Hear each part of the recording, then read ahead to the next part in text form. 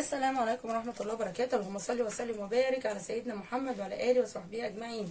وحشتوني جدا جدا من الفيديو اللي فات. عاملين ايه يا احلى متابعين في الدنيا كلها؟ بجد والله انا رغم ان انا تعبانه، وقلت لكم في الفيديو اللي فات ان انا تعبانه واسفه على صوتي وبكررها تاني. اسفه لو صوتي مضايق حد، لان انا عندي برد جامد. لو لسه مره تشوفيني وما تعرفينيش، انا سالي من قناه اسرار المطبخ مع سوسه. قناتنا كلها اسرار وجولات وفسح وطبخات ومشتروات وحاجات حلوه جدا وروتين وحاجات. بصي من الاخر كده مع سوسه مش تقدري تغمضي عينيكي. انا صوتي مش كده، بس انا تعبانه ومتابعيني عارفين. تمام. انا كنت بوريكم في الفيديو اللي فات المشتريات اللي انا عملتها، وان انا قسمت ميزانيه الشهر بتاعتي بالاسبوع، وجبت الحاجه زي ما هي الحاجه اهي. انا رحت شربت ينسون وخدت البرشام اللي قلت لكم عليه. ربنا يا رب يشفيني ويشفيكم ويشفي كل مريض. شفاء لا يغادر سقما، اللهم امين يا رب العالمين. هعمل ايه؟ هبدا اشيل الحاجه. طب احنا هنستفيد ايه يا سوسه وانت بترصي الخضار؟ هقول لك يا اختي، لو انت عارفه الاسرار في حاجات اخواتنا الصغيرين ما يعرفوهاش، العرايس اللي لسه جاي مقبلين عن الجواز او متجوزين جديد ما يعرفوش، والخضار بيبوظ منهم. انا بفضل الله والحمد لله ربنا يا رب يصلح ما بين ايديا وما بين ايديكم. الحاجه عندي كده شويه تكات وحاجات بعملها في الخضار، سواء في التجفيف او في الشيلو، بيعيش معايا في الثلاجه ممكن 10 ايام وممكن اكتر. تمام، يلا بينا نشوف هنعمل ايه. اول حاجه البيض مش هعمل فيه حاجه طبعا، دوت هيروح على الثلاجه زي ما هو ماشي. تاني حاجه الخضار، سواء بقى الخيار، الطماطم، اي حاجه بعمل ايه. ومتابعيني كانوا شافوها قبل كده وانا هعملها لكم تاني. العلبه فاضيه او منظم او اي حاجه، كان ما عنديش مش مشكله. في الكيس اللي انت بتحطي فيه افرشي فيه فوطه قديمه او تيشرت من بتوع ولادك ما بقوش يستخدموه. وما ينفعش طبعا ان احنا نديه لحد، انما لو ينفع ان احنا نديه لحد لا اديه لحد واكسبي ثوابه احسن. ما عنديش ولا ده ولا ده، ولا عنديش اي هدوم قديمه، خلاص هفرش مناديل المطبخ في الارض. طب ليه يا سوسه؟ لان سواء المنديل او الفوطه او الحته او اي حاجه انت بتحطيها بتحمي الخضار بتاعي من الرطوبه، وبيفضل زي ما هو. وما تغسليش الخضار. في ناس بتغسل الخضار، لا ما تغسلهوش، لان هم بيبقوا رشين عليه حاجه زي تعتبر كده ماده حافظه، اما بنغسلها بتروح. طبعا تغسليه لما تطلعيه. انا فضيت القطه اهي كده، وكان عندي كام واحده انا شلتهم من العلبه، وغسلت العلبه عشان احطها على نظافه، وخليت اللي هم القدام يبقوا فوق الوش عشان استخدمهم هم الاول اهو. كده انا فضيت اهي القطه بتاعتي، وخليت اللي هم اللي كانوا الاولانيين فوق الوش. وبعد كده هعمل ايه؟ هغطي وش الخضار بتاعي ببقيه الفوطه او بحته تانية او بمناديل اهو. وبعد كده هنزل عليه بالغطا بس كده. شكرا، مش عايزه منه اكتر من كده. عايزه اقول لكم الطريقه دي القوطه ولا هتتعمل فيه تتحول لتلج. انا كانت بتعمل معايا كده، وكانت بتتهري وكانت بتستوي، او تلاقي القوطه كده كلها مجمده. طبعا مجرد ما بتطلع من التلاجة بتبقى ميه، ما بتبقاش نافعه لاي حاجه. انما كده بتفضل محفوظه معايا بالطريقه دي. جربيها بجد بجد هتعجبك جدا جدا جدا. نفس الطريقه برضو نفس البوكس بتاعي والحته او الفوطه هعمل ايه؟ هحط الخيار. انما الخيار بقى انا مش هفضيه، هعمله كده في الكيس بتاعه زي ما هو، هلفه كويس. هحط معاه ايه كمان؟ هحط معاه الفلفل الالوان كده. بس الفلفل بقى ليه كده طريقه، بصوا استنوا هوريكم. وسع بس لنفسي بالاسترتش بتاع المطبخ او الاسترتش راب او بكره الاسترتش. بعمل ايه؟ بلف كل فلفله لوحدها. الصراحه الطريقه دي تحفه. حتى لو في فلفله كبيره وانت مثلا قطعتي نصها بس، خدتي نص مثلا بس، تلفي النص التاني في الاسترتش ده، بجد بتحافظ عليه جدا جدا جدا. نعمل كده كل واحده لوحدها اهو اهي. هعمل بقى كله بالطريقه دي. انا لفيت بقى الفلفل كله بالطريقه دي، وادي الخيار معاه اهو، ومغطيها. وشكرا على كده هيروح على التلاجة. اللي بعده عندي كمان منظم برضو بتاع ليمون. هو مش منظم، انا كانت علبه مكسوره اتكسرت مني، فما بقتش ينفع استخدمها، فقلت احط فيها الليمون. فضيت القديم اهو لوحده، وطبعا المنديل هو تحت اهو، وهبدا افضي الجديد كده اهو. عايزه اقول لكم ده اللي معايا ده بقاله شهر من ساعه العيد وهو موجود. بصوا يا دوبك كام واحده بس اللي ابتدت لونها يغير، وما باظتش ولا اي حاجه، هي بقت القشره بتاعتها بني اهو. انا هخليهم بقى دولت هعمل بيهم ايه اللي هم لونهم متغير دول، هغسل بيهم الفراخ.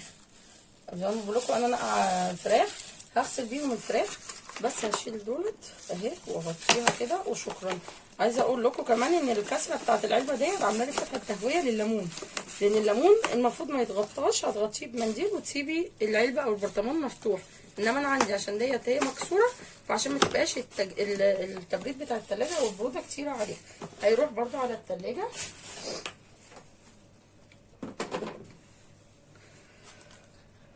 هاجي بقى للدقيق، انا عايزه كيلو زي ما هو، زي ما قلت لكم في الفيديو اللي فات، هنعمل منه معجنات وحاجه حلوه جدا هتعجبكم في الفطار او العشاء. فهسيبه زي ما هو، هشيله في الدبل الخزين زي ما هو كده، مش هفضيه. هجيب بقى المكرونه، افضي المكرونه بتاعتي هنا.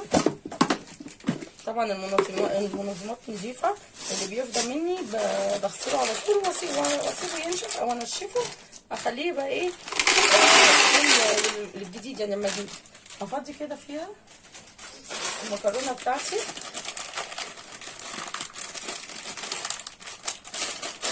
بس مش عايز يتفتح متعصلك.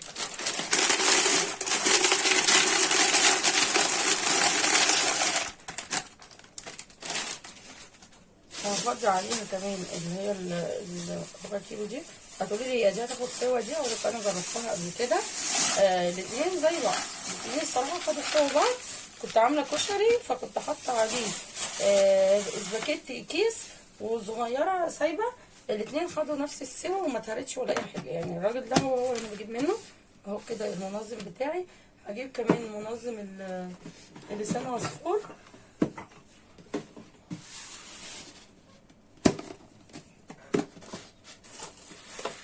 عندي شويه هفضيهم كده عشان يبقوا هما فوق الوش.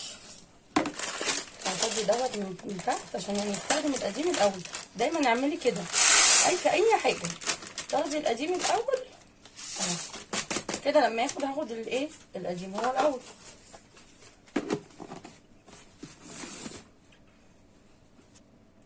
ده بتاع المكرونه الاسباجيتي، طبعا ده مش منظم، كانت عندي ازازه وانا استغنيت عنها فخليتها للمكرونه، الصراحه حلوه جدا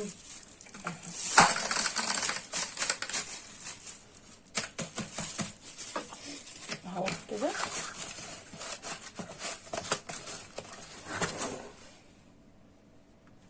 منظم بتاع العدس ده برضو مش منظم، دي كانت ازازه بلاستيك كانت بتاعت عصير وانا اللي دهنتها.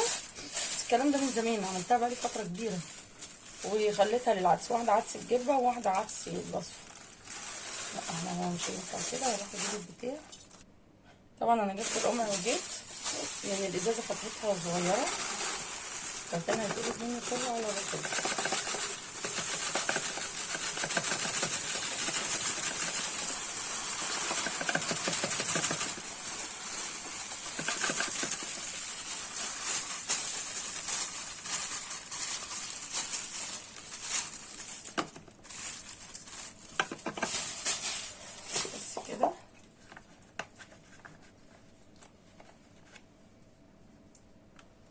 دي بتاعت اللوبيا. طبعا انتوا عرفتوا خلاص السر، منظمات في الشيك وما حدش يعيب عليا فيها. على فكره مش عيب ان انا اعمل اعاده تدوير لحاجه، بس ابقى مستخدماها وعارفه انا هستخدمها في ايه. يعني انا عملت اعاده تدوير للازايز كنت عارفه ان انا هستخدمها في ايه، واحده لوبيا وفاصوليا والعدس وكده تمام. وفرت بدل لما اشتري له منظمات. الكلام ده بقاله فتره كبيره، انما مش ان انا اعمل واقول حرام ومش هرمي حاجه ومش عارفه ايه، ويرجع في الاخر تبقى شقتي مليانه كراكيب. لا ما ينفعش، حاجه ملهاش لازمه عندك ومش هتستخدميها خلاص ارميها على طول. بصي دي اللوبيا ودي بتاع العدس. هشيل المنظمات دي وارجع لكم تاني. العلبه بتاعت الرز او المنظم الرز فيها، فانا مش هفضي عليه لان طبعا احنا عارفين ان الرز انواع وكل نوع ممكن ياخد سوا غير التاني، في نوع بيعوز ميه وكده، فانا مش هفضيها واخليها لحد ما تخلص. او لو عايزه بقى كيلو على بعض هاخد كيلو من المقفول، هشيله كده واشيل المنظمات بتاعتي كده، وهشيل الرز دوت في الضرفه بتاعتي. هعمل ايه تاني؟ ورق العنب بجففه، بتاخد ماليش زي صوصه، انا بحفظه بكذا طريقه، بس اسهل طريقه اتوصلت لها ولقيتها فعلا فعلا حلوه اللي هتشوفوها معايا ديت، ولا بسلقه ولا اي حاجه، هو مرصوص، لو مش مرصوص برصه فوق بعضه. واعمل ايه برضو؟ اجيب الاسترتش ده ما بقدرش استغنى عنه. انا اسفه طبعا على صوتي كمان مره لان انا فعلا تعبانه جدا جدا والله، بس زي ما انتم عارفين ان الدلع بقى والقعده واحنا تعبانين، لا ده انا عندي برد مش عارفه ايه ده، الكلام ده كنا بنعمله واحنا في بيوت امهاتنا، ربنا يا رب يديهم الصحه ويشفي كل مريض منهم ويرحم المتوفيين منهم اللي هم امين يا رب العالمين. انما انت دلوقتي مهما كان فيكي لازم تقومي، لازم تقومي ولازم تكملي، لان انت اساس البيت وانت عمود البيت والكلام ده كله اللي احنا عارفينه. تمام؟ بس الواحد والله ساعات بيبقى غصب عنه بجد، يعني ما بيقدرش. هنا اهو احط الاسترتش بتاعتي كده، وادي ورق العنب مرصوص وجميل وزي الفل. لو عايزه تلحقي تجيبي ورق عنب وتخزنيه الحقي هاتي دلوقتي قبل ما ينشف. هعمل ايه؟ هحطه كده طبعا على حسب الكميه اللي انت تاكليها، انا يعني هخليهم على لفتين، وهلف بقى على قد ما تقدري تشدي فيها، تضيقيها خالص عشان تخرجي منها الهواء كده، وتلفيها كلها من الجوانب والعروق وكل حاجه كده زي ما انتم شايفين، زي البونبونيه اهو، زي الفل وزي العسل، عشان التلج ما ينشفهاش. اخلي دي كده وهي البقره مفروضه. طبعا انا ابني بيعمل معايا، بيسلم عليكم، بيقول ما تنسوش اللايك اهو، وقولوا له بقى مبروك في الكومنتات عشان هو نجح في 5، هو بطل من ابطال 5. ربنا يا رب يفرح كل ام بولادها.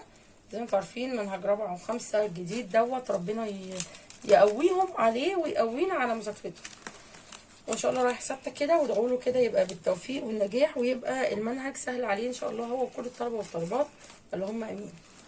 هلف كده جامد، هشد قوي على قد ما اقدر عشان ابقى مخرجه منه الهواء. طب انا ما عنديش يا سوسه ستريتش، اعمل ايه؟ اعملها في كيس نايلون ما فيهاش اي مشكله، بنفس الطريقه، وخرجي الهواء على قد ما تقدري من الكيس اهو اهو. اولا ولا بياخد مكان، بتحطي الكميه اللي انت عايزاها اهي، مضغوط وجميل، بتحطيه زي ما انت عايزه وتحطيه في اي حته في الفريزر، مش هياخد منك مكان خالص. تاني حاجه بيحافظ عليه زي ما هو، ولا بيسود ولا بيتغير ولا اي حاجه نهائي نهائي. اي حد يقولك على اي حاجه في الطريقه دي بجد ما تصدقوش، لان انا الطريقه دي ماشيه بيها بقالي سنين. تمام؟ هعمل ايه؟ انا لو دلوقتي بقى جايه هطلعه عشان هعمله، بطلعه وزي ما هو كده بروح حاطاه في الميه يتسلق بس كده، ولا من هنا وش على الوش ده وعلى الوش ده بيغير لونه وتمام. وكلي احلى ولا ورق عنب كانك لسه جايباه طازه فريش دلوقتي حالا من السوق. تمام؟ ولا بيتكسر ولا اي حاجه، الطريقه دي ناجحه 100% بجد. هشيله زي ما هو كده على الفريزر. طيب وايه كمان؟ ديت اللحمه هحطها في التلاجة دلوقتي، وبعد كده هتبلها واعملها كفته، هتبلها واعملها ان شاء الله كفته، وهشيلها متصبعه او متبله زي ما هي كده في العلبه بتاعتي او في الطبق، وملفوف برده بالاسترتش. ليه؟ بيسهل عليا كده، ابقى انا عارفه النهارده مثلا الصبح قبل ما اروح الشغل اروح مطلعه الطبق بتاع الكفته بتاعي انا هناكله النهارده تمام. والفرخه برده هعملها واتبلها واشيلها زي ما هي، سواء بقى نسلقها او نشويها، بس هي ان شاء الله هتتسلق لان احنا هنعمل جنبها الخضار فيبقى شوربه وملوخيه، وانت عايزه الفراخ مسلوقه. هشيل اللحمه دي كده زي ما هي على الفريزر. دوت التفاح اغسله واحطه في التلاجة. طب انت لسه قايله يا سوسه ان في ماده بتحافظ على حاجه؟ لا، الكلام دوت في الخضار واكيد في الفاكهه، بس انا ولادي عندي ابني الصغير ممكن يفتح التلاجة وياخد يعني فاكهه موجوده او اي حاجه، وولادي كلهم كده وبيكسلوا زيهم زي بقيه الولاد. ربنا يا رب يحميهم ويهديهم. ان هم بقى لسه هقوم اغسل ومش عارفه ايه، لا فهم تبقى الحاجه جاهزه، بغسله وانشفه واحطه كده تمام في علبه ومتغطيه. اللي عايز واحده يطلع على طول تبقى مغسوله ومية مية. طبعا فاكهه الصيف كتير حلوه جدا، على قد ما تقدري وفري فلوس الشيبسي والبيبس والحاجات اللي ملهاش اي لازمه دي بجد وبتضر وبنصرف فيها فلوس. لا، بدل ما اروح اجيب مثلا، عندي 3 عيال كل واحد كيس شيبسي ابو 5 جنيه، لا ب 10 جنيه شيبسي اروح اجيب نص كيلو تفاح، اجيب نص كيلو عنب، اجيب كيلو موز، اجيب كيلو جوافه، هياكلوه يخلصوه في يوم، يخلصوه في يومين بألف هنا. يبقى حاجه نفعتهم. اما واحد ياخد له تفاحيه زي دي، او ياخد له حته عنب، او ياخد له جوافيه او كوبايه عصير فريش من البيت، فراوله، جوافه، برتقان، كانتالوب، اي حاجه من الحاجات دي كلها بجد هينفعوا وهتنفع في صحته. ربنا يا رب يا رب يحميهم من الامراض ويهديهم، اللهم امين يا رب العالمين. هروح بقى اغسل التفاح وانضف كده بقى الحاجه حواليا كده. انا فضيت كل الحاجه اللي انا جبتها. هفضي البصل برده في التربو بتاع الخضار، وهفضي كمان البطاطس بس كده. والفاصوليا انا هوريكم انا بعملها ازاي، انتوا شفتوها معايا في فيديوهات كتير. انا بغسلها وبنشفها، لان انا صراحه انا مش هعملها دلوقتي عشان عايزه اخد بتاع تاني، برشامه تاني، لان عندي صداع رهيب وجسمي بجد بيوجعني كله من البرد. ادعوا لي بقى كده بالشفا في الكومنتات، واذكروا الله كده في كومنت لو انت لسه جديده عشان ارحب بيكي. دي بعملها ايه، وريتها لكم قبل كده، لو عايزينها تاني قولوا لي وانا اعملها لكم. بس انا ما بحبش اكرر في الفيديوهات عشان ايه ما تملوش من القناه. بغسلها وانشفها، بحطها على فوطه، طبعا مش بقعد انشف واحده واحده، بفرش فوطه على الرخامه او على الصينيه وبسيبها تنشف تمام. بخرطها وبشيلها في الاكياس وبخرج منها الهواء. عندي اكياس محكمه الغلق، ما عنديش احط في الاكياس العاديه واطلع منها الهواء واربطها.